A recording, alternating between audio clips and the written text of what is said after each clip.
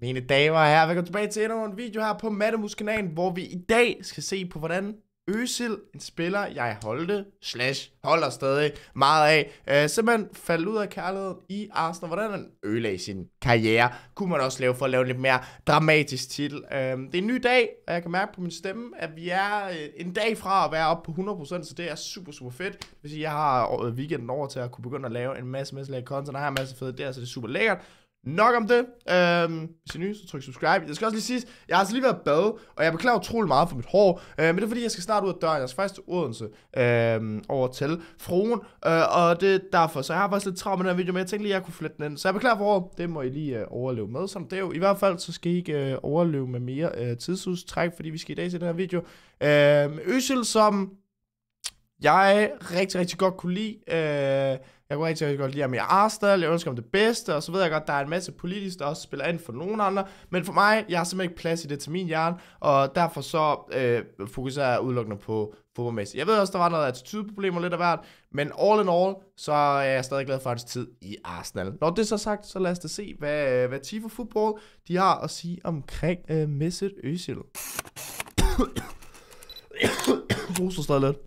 On the final day of the summer transfer window in early September 2013, excitement had built in the North London streets around the Emirates Stadium. Mesut Özil was rumoured to be moving to Arsenal from Real Madrid. Det var vildt tid, fordi det var jo også året efter jeg blev Arsenal-fan. Det var i deadline day i 2013, må det have været, eller hvad? Jo, det var 13, ikke? Jo, 13. Og jeg blev Arsenal-fan i 2012, så det er ikke langt fra. And with each update on progress, the clamour in those streets grew. Finally, a £42.4 million transfer was announced. Prøv at tænke, en spiller af en kvalitet som Özil kostede 42 millioner der tilbage. Altså til folk, jeg ved selvfølgelig også, YouTube-clips får folk til at se bedre ud, end hvad de måske egentlig er, men sådan for real, ikke? Gå ind og se Özil highlights fra da han var i Real Madrid. Altså fordi det var der Arsenal signer ham fra. Det er fuldstændig sådan en scene, hvor god han var. Altså sådan, og så at man kan få ham til 42 millioner. Hvis man er hvis der var Özil nu til dags i hans 2012-tid, whatever, altså han havde kostet over 100 millioner easy, hvis ikke mere. For a record, and an uninhibited impromptu celebration began that lasted throughout the evening. Det var en fed videoklip. 8 years later, the relationship between Arsenal and Özil would end in a protracted divorce. What began as a love affair, with those street parties and supporters deed-polling umlauts into their Twitter handles, had turned very sour. So, what happened? Ja, hvad skete Daniel? Se, min tanke er attitudeproblemer, og samtidig med det, så virker det som om, at ham har til sig nogle problemer. Og så virker det som om, der var et eller andet inde i Arsenal, noget i forhold til det, alt det her politiske her, som Özil har valgt at blande sig i, som også får en del af. Det er mine tanker lige nu i hvert fald. Even the good years between Özil and Arsenal weren't simple. A wonderfully talented and creative player, the German was a consistent source of assists and watchable moments. Yeah. Nevertheless, he operated much of the time in the centre of a culture war, caught between those who appreciated the subtle nuance of his style and others who bemoaned his perceived lack of physicality and work rate. And whatever the virtues of either argument, det var så lidt. Rarely... Enten så satte du utrolig meget pris på, hvor talentfuld han var i forhold til hans overblik og hans pasningsspiller der, eller så var du i den her båd, der bare havde, jeg vil gerne se ham arbejde hårdere. Så det var ikke som om, der var sådan noget midt imellem, så at man godt kunne se, at hans kvaliteter er gode nok til, at han ikke behøver at lave det her. Det var lidt sådan enten eller. Enten så værdsætter du det her, eller så hader du ham bare for ikke at simpelthen arbejde hårdt nok for holdet. Existed outside of that context. And Arsenal, who had long since fallen off the post-millennial Invincibles era peak, often bounced between extremes as a side, exacerbating that frustration. But Özil's career in England would reach a fork in the road in 2018 when two key events took place that changed his relationship with the club. Okay. First, in January, it was announced that he signed a new 3-year contract at the age of 29. Det er rigtigt, og 20, hvad? Hvad? Nå, ja, 29, ja, okay, jeg var 29, jeg ved ikke, jeg brainfarted lige, jeg prøvede at tænke sådan årstal, sådan 2009, jeg kunne ikke lige få det til med. Jeg vil jo sige lige hurtigt, fordi folk kan være så bagkloge, som de vil omkring den her kontraktforlængelse. På det tidspunkt, hvor Özil får en kontraktforlængelse i 17-18 sæsonen, var han rigtig god for os, og han var rigtig vigtig for os. Og det var også i den her tid, vi mistede Alexis. Og Jeg har det sådan lidt, at jeg tror simpelthen, det havde været for dyrt på det tidspunkt for Arsenal, fordi de netop ikke stolede nok på sig selv. For eksempel nu om dagen, der Arteta går ud og signer den ene nærmest random spiller, eller middelmådsspiller, og den anden, og så gør han dem til et verdensklassehold, hvis man siger sådan. Og på det tidspunkt, der havde Arsenal bare de her 2 superstjerner i Özil og Alexis, og hvis du mister begge 2, så vil du tabe hele fanbasen på den måde, og de vil bare gå negativ på det. Og jeg tror simpelthen bare, at Arsenal, de var et sted, Özil spillede rigtig, rigtig godt, Alexis havde lige forladt, så hvis Özil også forlod på gratis, ligesom Alexis gjorde, så var det bare alt for kritisk. Og det vil jo også tale rigtig godt Özil op at have forlænget kontrakten, selvom Arsenal måske ikke var så godt sted. Og så er det Alexis havde forladt, men Özil blev, så det var sådan et godt image for ham også. Så det var sådan lidt, altså kontraktforlængelsen i 17-18 gav super god mening. Including wages, bonuses and image. Og jeg ved godt, at lønnen var stor, men igen, den gav super god mening på det daværende tidspunkt. Rights, it was worth an estimated £350,000 per week. This deal would become both a millstone for the club and a significant obstacle in their path to eventually a whole-scale rebuild. Yeah. But secondly, in April of 2018, Arsene Wenger announced that he'd be leaving Arsenal at the end of the season. Özil had been Wenger's signing at the time, when the Frenchman exerted enormous influence over every aspect of club life. Det var virkelig her, hvor det var et downfall for Özil, vil jeg sige. Relationship. Wenger wrote in his autobiography about the need not to be too harsh in criticism of Özil, and how, like all artists, he needs to feel supported in his creativity. So, in the summer of 2018, Unai Emery... Det er også det, jeg tror virkelig Wenger, sådan back in days, at han egentlig har haft mange holdninger til forskellige spillere negativt. For eksempel med Özil. Han har sikkert inderst inden følt, han burde egentlig arbejde hårdere for mig, han burde egentlig løbe mere, og han burde egentlig der. Men i stedet... Men han har måske bare været så klog, Wenger, at han bare tænkt sådan, that's not worth the time, og så bare ros for det, han faktisk er god til, og så brugte det som noget positivt. Og det er nok det, der sådan har adskilt Wenger fra mange andre, måske, og det har virket en god periode, og når det så ikke har virket, så er det ret tydeligt, at det ikke har virket. Wenger and brought a different approach to the mercurial playmaker.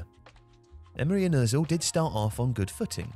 The latter was even made captain several times, but he was no longer a guaranteed starter. On a few occasions, he was left on the bench or even left out of the squad for important games, with Emery justifying those decisions with pointed remarks about the need for physicality in his team. Simultaneously, for a variety of reasons, Özil suffered through one of the worst 18 months of his career. After the 2018 World Cup, his international career had ended in deep and bitter acrimony. In the summer of 2019, he, his wife and teammate Said Kolasinac were the victims of an attempted carjacking in London. Yeah, and at the end of the year, Arsenal would distance themselves from comments Özil made on Instagram in which he condemned China's treatment of the Uyghur population in Xinjiang. The club sacked Emery in November of 2019, but Özil quickly fell foul of his interim replacement, Freddie Ljungberg. Ljungberg had been a member of the Invincibles team. He was club royalty.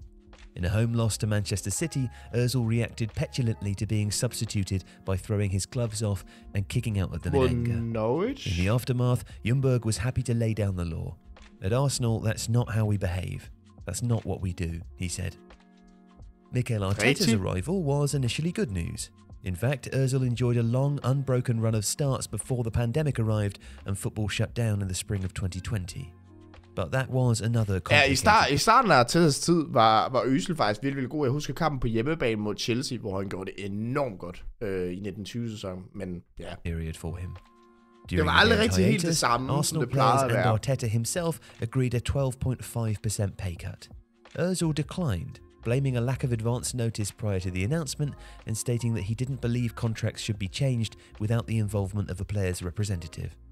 According to reporting by The Athletic, he also wanted assurances about how any funds from the wage cut would be used. As players, we all want to contribute, but we need more information, and many questions were unanswered, he said. Jeg kan jo godt følge Özil lidt på nogle punkter, hvis man skal lege, altså hvis man skal se det fra begge parter. Sådan, jeg skal gå 12,5% ned i løn, så vil jeg også gerne vide, hvorfor skal jeg lige pludselig det. Men problemet var bare lidt omkring det er jo, at det var jo ret åbenlyst der tilbage, altså sådan med corona, og man kunne ikke få fans ind på stadion, ergo man får ikke så billetter, og folk skulle være inde, og man får ikke, der bliver ikke købt ting rundt om, altså sådan, generelt den hele økonomiske situation rundt i verden jo bare falder, derfor så føler jeg bare, at det var meget åbenlyst, hvorfor folk måske lige skulle gå lidt ned i løn, og hvis man havde en mulighed for det, så skulle man nok også gøre det bare for at hjælpe lidt andre mennesker i den hårde tid. Og der føler jeg bare, det var ret åbenlyst. Og samtidig, altså det var ret åbenlyst, at hvorfor man skulle gøre det, men har man også mulighed for det, når du er på 350.000 pund i ugen? Ja, det tror jeg også, du har. Så ja. The time. Ultimately, instead of agreeing to the pay cut, he used the money to fund food donations to homeless shelters and schools across London. Ja, men nej, fordi jeg har sådan, i forhold til charity og så videre, det er så fint. Det er så fint, og jeg vil også synes, at jeg kunne give så mange penge ud til charity, og jeg ved ikke hvad. Men du putter jo, man skal altid, synes jeg, putte sig selv først, og selvfølgelig også dem, du arbejder for, skal du putte først. Og hvis de står i en situation, hvor der din arbejdsgiver, eller hvad man kalder, vil have godt af, at du gik 1200%, og du har mulighed for det, når du er på 350.000 ugen, så gør du det.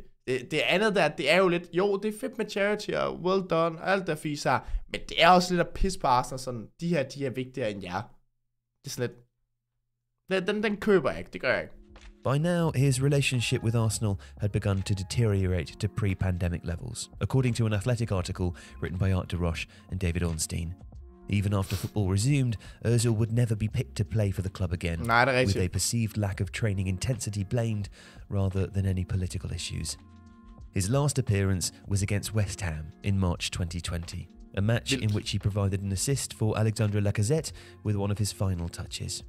With over 15 months of his contract still left to run, he was about to become football's biggest white elephant.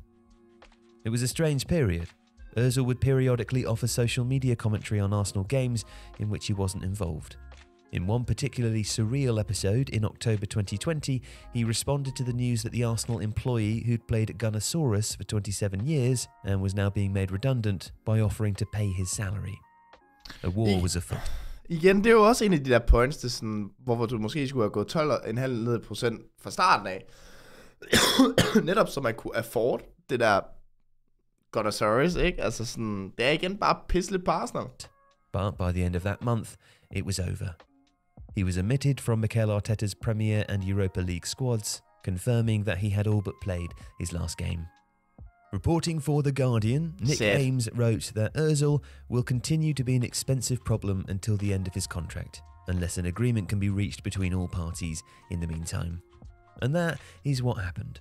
In mid-January 2021, with 6 months of his contract left to run and a reported £7 million in earnings still unpaid, Özil and Arsenal reached an agreement for the early termination of his contract. Yeah. Finally, they brought an end to a saga, which had drained the energy from the player, the club, and the Arsenal fan base. If you like this video, please ja, det er også lidt det der trist, ikke? At han valgte at suge så meget ud af Arsenal de sidste 2-3 år, som ødelagde alt det godt, jeg føler, han havde gjort for klubben. Ja, hvor mange år var det så? 7 år inden, ikke? Altså sådan, det endte jo med, at de sidste 3 år bare dræbte de andre 7 år. Det gjorde, at man bare kigger tilbage på Özil og være sådan lidt, han var der, men han var bare ikke, altså, spilmæssigt var han jo specielt, men man bare ikke rigtig husker ham som noget specielt, netop på grund af alt det her, det skete, og det er det, der ærger mig lidt for Özils vegne, at han havde så travlt med det, fordi jeg er jo sikker på, at de penge, han tjente i den periode med Arsenals kontrakt, vil han have kunne tjene masser af andre steder, hvis han bare havde stoppet, mens lejen var god, som man jo typisk vil kalde det. Det var lidt takes omkring Özils situation. Jeg synes faktisk, det var meget spændende lige at få et recap på det, fordi det var en sjov og bizarre, ikke en sjov, men en bizarre situation, som jeg ikke håber, Arsenal kommer til at opleve igen. Nu har vi jo blandt andet sat et sådan wage limit, som jeg mener er på 200.000 pund i ugen, så allerede der, så er det jo meget bedre i forhold til, hvad det var før. Nok om det, Arsenal er bedre steder, end da Özil spillede, og det er jo trods alt det vigtigste klubben overalt, og nok om det. Smid like, tryk subscribe, ses bare i næste video. Peace!